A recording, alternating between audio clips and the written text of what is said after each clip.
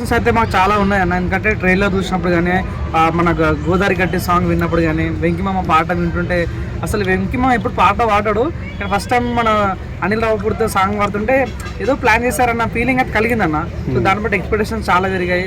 ఇంకోటి ఏంటంటే వాళ్ళు చిన్న చిన్న మొన్న ఇప్పుడు చూడండి చిన్న చిన్న షోస్ ఉంటాయి ఏవైతే మన జెమినీ టీవీలో ఈటీవీలో అన్ని షోస్ వల్ల క్యాచ్ చేసి ప్రతి షోకి వెళ్ళి ప్రతి ఒక్కరితో మాట్లాడుతుంటే ప్రమోషన్స్ కూడా చిన్న చిన్న ఇన్స్టాగ్రామ్ ఇన్ఫ్లుయెన్స్ పట్టుకొని ప్రమోషన్ చేస్తుంటే ఇంత బజ్ క్రియేటర్స్ ఇంత ఎక్స్పెక్టేషన్స్ ఏముంది అన్న క్యూరియాసిటీ కలిగిందన్న. అవునని కాదని చూడండి గేమ్ చేంజర్ ఉంది. అసలు కొన్నిసార్లు రామ్ చరణ్ ఇంటర్వ్యూకి రావట్లేదు, బాలబాబాతో ప్రీలీజ్ ఈవెంట్ కి రావట్లేదు. సో కానీ వెంకీ మామ చూసుకుంటే ప్రతి ఈవెంట్ అటెండ్ అవుతుండో ప్రతిదీ కూడా చేయాలనుకుంటుండో చిన్న చిన్న రీల్స్ చేస్తున్నాడు, షూటింగ్ లో రీల్స్ చేస్తున్నాడు. ఎటకెళ్ళకి అయితే చాలా చూడాలని ఇంట్రెస్ట్ కలిగిందన్న. సో ఇదొక అయితే అనుకుంటే ట్రైలర్ కూడా చాలా కొత్తగా చాలా డిఫరెంట్ గా అనిపించింది. అనిల్ రావుపూడే అంటే తను కమర్షియల్ సినిమా ఇస్తాడు, కామెడీ సినిమా ఇస్తాడు. కానీ ఈ ట్రైలర్ కమర్షియల్ విత్ కామెడీ అన్నట్టుగా కనిపించింది. ఒక ఫైట్ సీన్ చూశాను, అంటే నార్మల్ గా అవతల వ్యక్తిని చంపాలి కానీ ఎంత కామెడీ చంపారు అంటే నవ్వుతూ ఇట్లా చంపేస్తారు. అరే ఇది చాలా కామెడీ అనిపించింది. అది కానీ లైక్ ఏంటంటే ఒక డైలాగ్ కూడా వాడారన్న. ప్రతి సినిమా ముందు టీజర్ ఉంటుంది, ప్రతి అబ్బాయి లైఫ్ లో ఒక అమ్మాయి ఉంటుంది డైలాగ్ గానీ.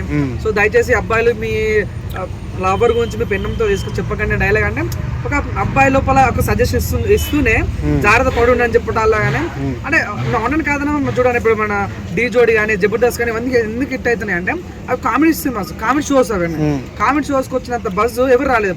అంత రీసెంట్ అల్లాజు ఇంకో మాట అన్నాడు, నేను ఎన్నో పెద్ద పెద్ద సినిమా చేసి కానీ సుధీర్కి వచ్చిన వ్యూస్ నాకు రావు అని. అంటే కమెడియనే హీరోనే.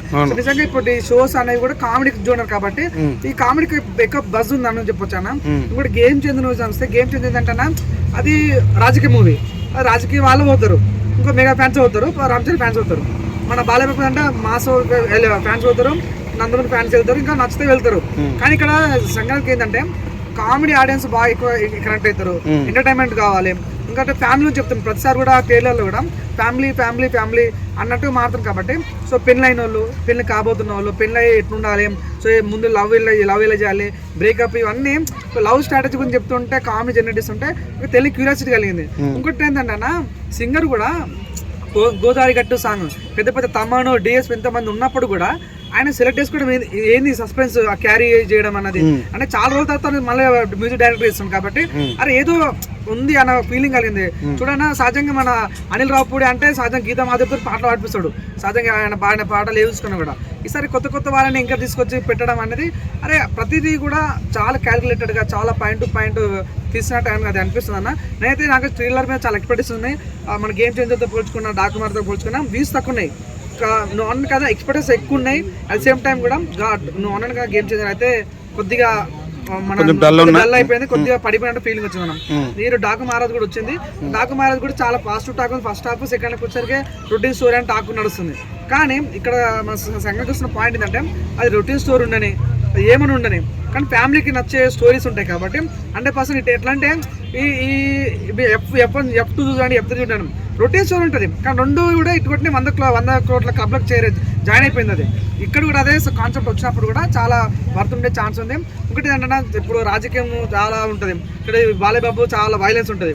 కొద్దిగా నవ్వుకుందాం మన ఫీలింగ్లో. సంక్రాంతి అంటే నవ్వటాలు పండుగ చేసుకోవాలి కాబట్టి కొద్దిగా వైబ్ ఉంటుంది. ఇంకోటి ఏంటంటే ఈ సంక్రాంతికి వస్తున్న ఈ సినిమా కూడా టైటిల్ గమ్మత్ అనిపిస్తుంది. సంక్రాంతికి అన్ని సినిమా వస్తుంటే పోతుంటాయి, కానీ సంక్రాంతికి వస్తున్నా అంటుంటే అరే ఏముందిరా బాబు ఇలా ఎంత క్యూరియాసిటీ ఏముంది అన్న ఫీలింగ్ కలిగింది. చూడండి నాకు అనిల్ రావుపూడే మన మహేష్ బాబుతో సినిమా ఒకటి ఉంటుంది, అది నాకు చాలా ఇష్టం. మన పటాస్ అని సర్లేనికోరు అలా అంటే మెసేజ్ ఓరియంట్ తో పాటు మంచి కామెడీ జనరేట్ అంటే అంత పెద్ద మహేష్ బాబునే ఇంత కామెడీ చేసి నవ్వించమని గ్రేట్ అని చెప్పొచ్చు అన్న. సో నాకు నమ్మకం ఉంది 100% అనిల్ రావుపూడి కామెడీతో పాటు కమర్షియల్ కూడా హ్యాండిల్ చేసే సత్తా ఉంది. కాబట్టి తనకు ఏ టైం ఎక్కడ పెట్టాలి, ఏ ఇన్పుట్ ఎక్కడ పెట్టాలని తెలుసు కాబట్టి మంచి ప్రోడక్ట్ రాబోతున్న నమ్మకం నాకు కలిగింది. కాబట్టి 100% మంచిగా ఉండబోతున్నా. ఇంకోటి ఏంటన్నా మీనాక్షి చౌదరి ఏ సినిమాలో హిట్ అవుతుంది. మీరు చూసుకోండి లక్కీ భాస్కర్ అని తను ఏ సినిమాలో ఉన్నా కూడా ఆ సినిమా హిట్టే. ఈసారి కూడా ఆ సెంటిమెంట్ కలిసి వచ్చే ఛాన్స్ ఉంది అన్న ఫీలింగ్ ఉంది. సో తను కూడా చాలా ట్రైలర్లో కానీ అక్కడక్కడ ఒక పోలీస్ గెటప్ కనిపించింది. సో యూత్ కావాల్సింది అంటే అటువంటి కాన్సెప్ట్ కావాలి, అట్రాక్ట్ అయ్యే హీరోయిన్ కావాలి. ఇంకోటి ఏంటంటే ఐశ్వర్య ఉంది, ఐశ్వర్య కూడా తను చాలా మంచిగా యాక్ట్ చేస్తారు, తెలుగు అమ్మాయి. అట్ సేమ్ టైం అంటే మనం చూస్తుంటే కొన్నిసార్లు వెంకీకి నిజమైన భార్యనేమో అన్న ఫీలింగ్ కలుగుతున్నాం అన్నమాట. అంటే న్యాచురల్ గా పేరు చూడడానికి కూడా చాలా సమంత నాగ చైతన్య ఎలా అప్పట్లో అనిపించిందో అలాంటి పేరు మనకు కనిపించింది. కాబట్టి చూద్దాం మరి ఎలా ఉండబోతుంది నాకు క్యూరియాసిటీ కంప్లీట్ గా అనిపించింది. నాకు మెయిన్ నమ్మకం ఏంటంటే అనిల్ రావుపూడి డైరెక్షన్ చాలా కొత్త ఉంటుంది అన్న. సో ఇదంతా ఎందుకంటే మన వెంకీ మామ మేనరిజం సంథింగ్ డిఫరెంట్ గా అనిపిస్తుంది.